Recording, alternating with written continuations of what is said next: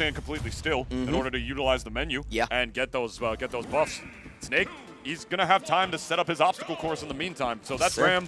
Moving on to Grands, we got ourselves another set down here in the losers bracket for you guys. The upset is, I believe, here in losers semis, Jakal versus Steffen. And this is the first time that we're not seeing these two players at least meeting in like a losers finals, winners finals, or even a grand final setting, at least here at Fusion. Usually you see these guys playing so far in bracket where they're the finalists, but now they're fighting for a chance to make a top 3 spot. Nice usage right there of the anvil right there, almost catching Jakal slipping right there. But these two players, with the amount of times that they played, just like Jakal and Zama have played each other countless amount of times, 50 times to be exact. Oh, yeah. These two are no strangers to each other either. They have played so many times, and I have no idea what you just did there, Jakal, but that is a stock going in favor of Steffen. Jakal did reel back in his seat right there and sort of rolled his eyes. I think that was definitely a misinput. I think he meant to do side B. If I'm being honest, I would have sent it a better angle on the way back. So now you're not at a deficit against Steve is what I was going to say. But we are on small battlefield. I can't stress it enough. Those platforms against a campy Steve, which I'm not saying Steffen necessarily is. He definitely knows when to he literally is. I mean, he is, but he knows when to turn it on when he has to. You know what I mean. But point is, campy Steve or not, or aggressive Steve, it really doesn't matter. The platforms are just set up at the perfect spot on this particular stage where just you set up the block wall and it becomes so impossible to approach Steve because you can't approach him from above because of sticky platforms, the way they work in this game. Dropping through them is just so hard and it's not worth the risk most of the time. That was unfortunate. That is unfortunate. And usually in those scenarios we see Steffen tech those. But this is one of those rare instances where finally the block is his demise and now he loses the stock for it and now he has a big deficit to go through and really no craft. Like, he has little to no actual good materials that we've known for him to use. My man's Gazpacho right now. He has no materials on deck. It's not going to be that much damage on the part of him, and instead the damage is being turned on by Jakal. Instead, you see Steffen canceling, destroying the block below him with the down smash right here to try to just bait with a sort of like an aerial A landing, basically, is what that is. You see him just waiting to get around the block. So smart. It's like DDD syndrome, man. Sometimes, you know, like the best option is, sometimes it's not even just about like the option you pick, it's about how you time it. You just got to hang on the ledge a little bit more. Sometimes it's better to just wait a bit. What? Okay. That had something to do with some sort of environmental collision box or something right there. That scraped Wolf off the part of his head. We're definitely going to need a replay of that one. Oh my gosh. At some point. Wow. Hey, if Steffen wins this game, that's definitely plot armor or something. Oh, I don't know. But he just flew under it, I guess. I mean, it didn't look like it did because of the way that the hurt box shifted or something like that. You know, ECBs are a pretty weird thing, my friend. Oh yeah, 100%, man. I can't disagree with you, but I can say one thing for sure. We have Steffen, who brought this back with ease, bringing things back to a final stock game.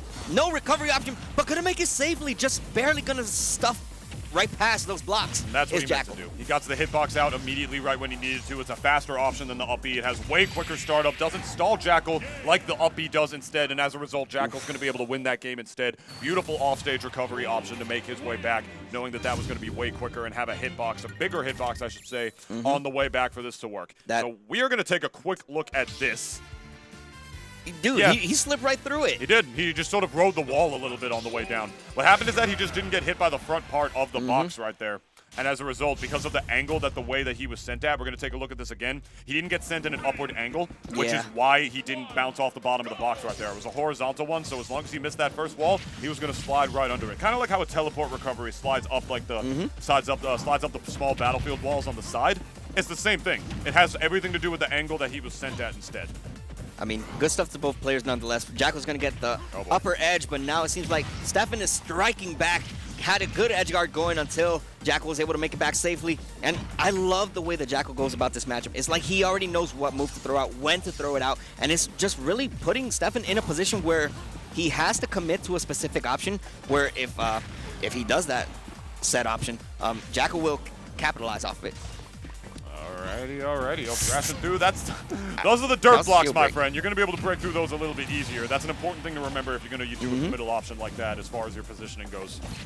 Actually going to wait out the jump this time around. Didn't want to get anything else instead, but Jakal still firmly in the advantage with a clean 33%. That's Jakal to a T, man. The punishes aren't always big, but it's sort of like...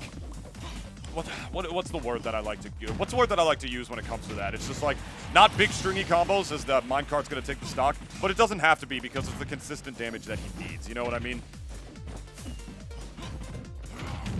Definitely, man. I mean, that up tilt being stuffed out with the up smash coming out from Jakal, 120% already tacked on. It seems like Steffen is really struggling to get some footing because even then, like, we haven't really been seeing much craft with the aggression, with the way that Jakal's been approaching Steffen. Okay. Beautiful bait. Okay. Bait. You know, that was all just chef's kiss. Chef's kiss on that one. That was beautiful. Just standing still with the block in front of him this time around, not falling for the up smash bait. Only character in the game that can really do that off the level. I love seeing stuff like that being utilized. As the zipper back air, not going to go all the way back towards the blast zone yet. Good stuff to both these players. No, Once not again. No, he should be fine. He should be fine. Oh, never mind. Wow.